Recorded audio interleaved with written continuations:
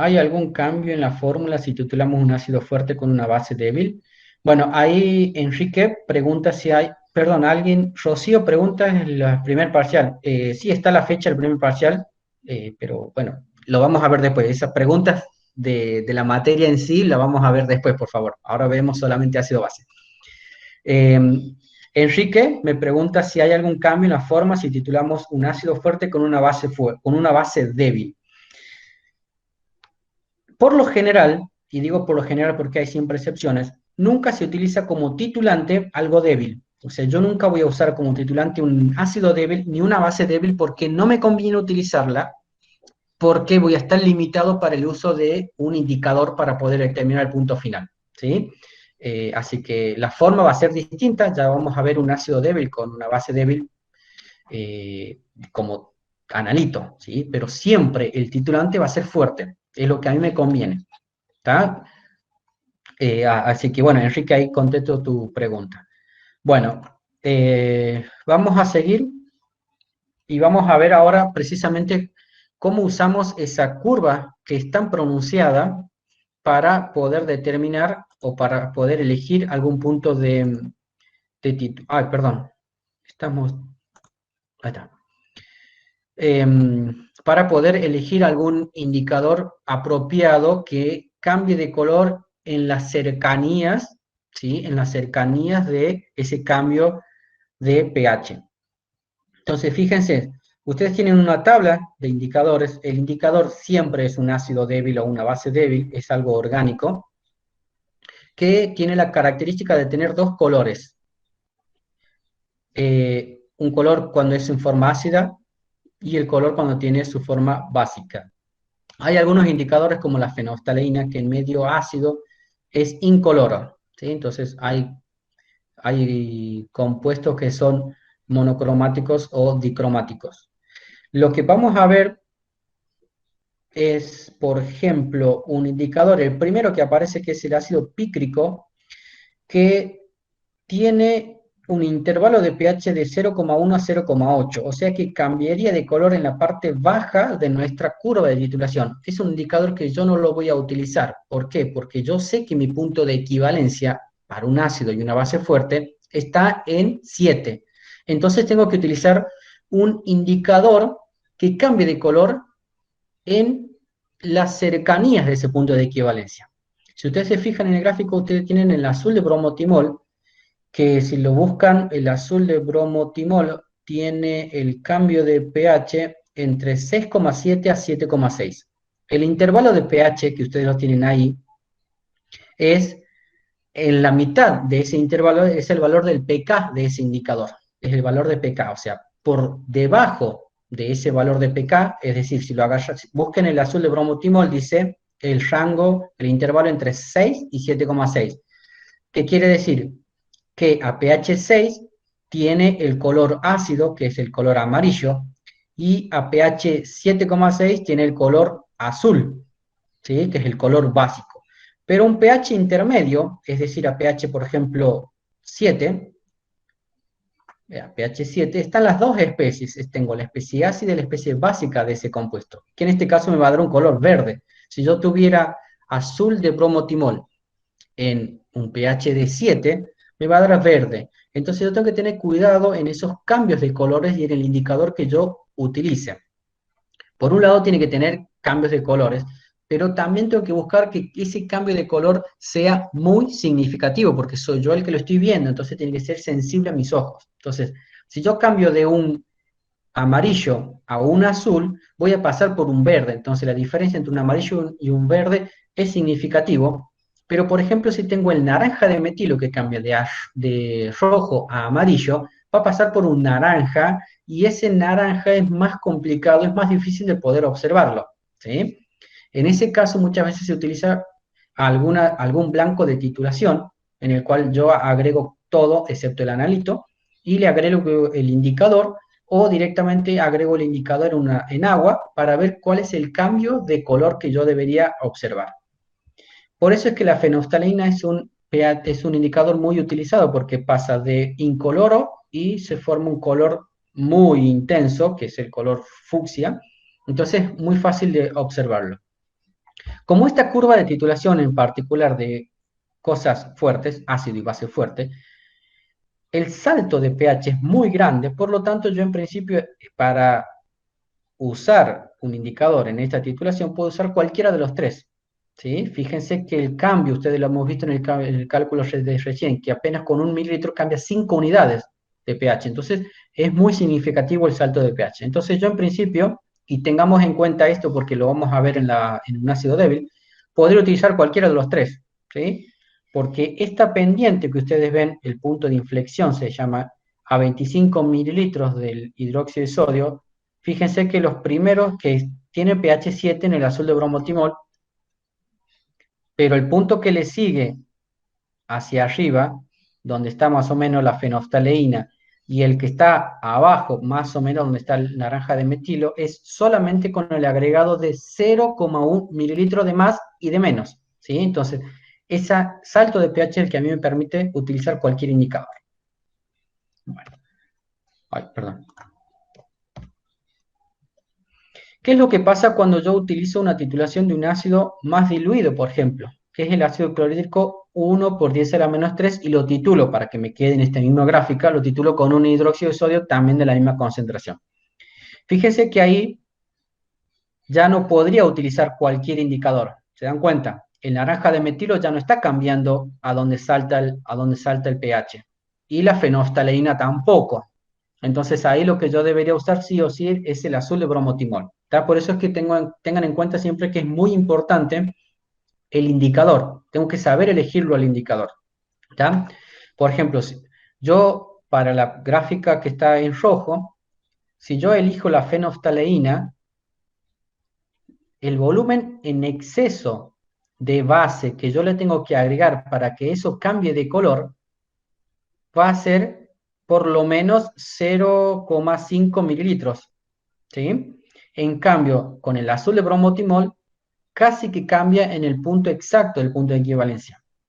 ¿Estamos? Entonces yo con la fenolftalina voy a tener una titulación, un error por exceso. Le he agregado de más para que pueda ver el cambio de color. O sea, yo ya lo he neutralizado a los 25 mililitros, pero le he tenido que agregar 0,5 mililitros de más para que yo pueda ver mi cambio de color y que a mí me diga que ese es el punto final. ¿Estamos? Esa es la diferencia entre la equivalencia y el punto final.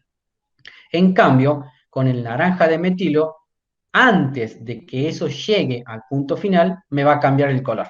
¿Tá? Entonces eso sería un error por defecto. Ácido débil, y aquí les pongo como repaso porque es algo que lo deberíamos saber en química general. No sé si lo han cursado hace mucho, hace poco, pero bueno, los pongo de repaso. Perdón. Vamos a hacer, perdón, ahí está, ahí vuelve. Vamos a hacer un pequeño repaso de, por ejemplo, cómo se calcula el pH de un ácido acético 0,01 molar. Aquí les aclaro que justamente la concentración de protón puede escribirla como concentraciones de hidronio. En este caso tenemos la reacción de disociación del ácido acético y la reacción de autoionización del agua, cada una con su valor de constante y la expresión matemática de esa constante, donde vamos a utilizar un balance de masa y un balance de carga. En este caso, fíjense que la concentración analítica es igual a la concentración de ácido acético más la de acetato, que es 0,01 molar. ¿Sí? En este caso no puedo despreciar acetato o ácido acético porque es un ácido débil. ¿Estamos? Y la concentración de protón, como siempre, va a venir del ácido acético o del agua. Vamos a utilizar que las aproximaciones que seguramente la conocen y es la que siempre vamos a utilizar, casi siempre, perdón, que en estas aproximaciones nosotros vamos a ver si la constante ácida es mucho mayor que la constante K-Water, la concentración de protón debida a esa disociación va a ser mucho mayor que la del agua. ¿Tá? Por otro lado, si la relación de concentración en función de la constante, o sea, hago la concentración analítica dividido la concentración la concentración analítica dividida la constante de ese ácido, si me da mayor, entonces puedo despreciar la concentración de acetato frente a la concentración de ácido acético. ¿Qué quiere decir esto?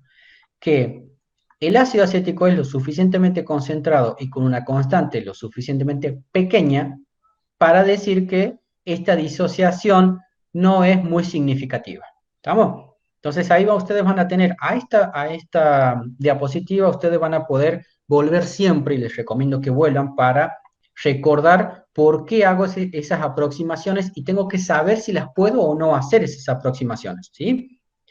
Porque fíjense, si la concentración divide la constante en el recuadro verde es menor a 100, lo que tengo que hacer es resolver la ecuación cuadrática para determinar la concentración.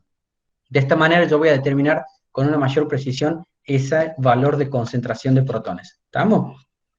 Entonces, lo que me queda después es simplemente hacer un arreglo que llego a lo que habíamos llegado antes, que la concentración de protón la puedo determinar por la raíz cuadrada de la constante por la concentración analítica. En este caso me da un pH de 3,37. ¿Sí? Esto es un repaso nada más. Si alguien tiene preguntas me lo hace. Lo que sí creo que no lo han visto antes es fracción disociada.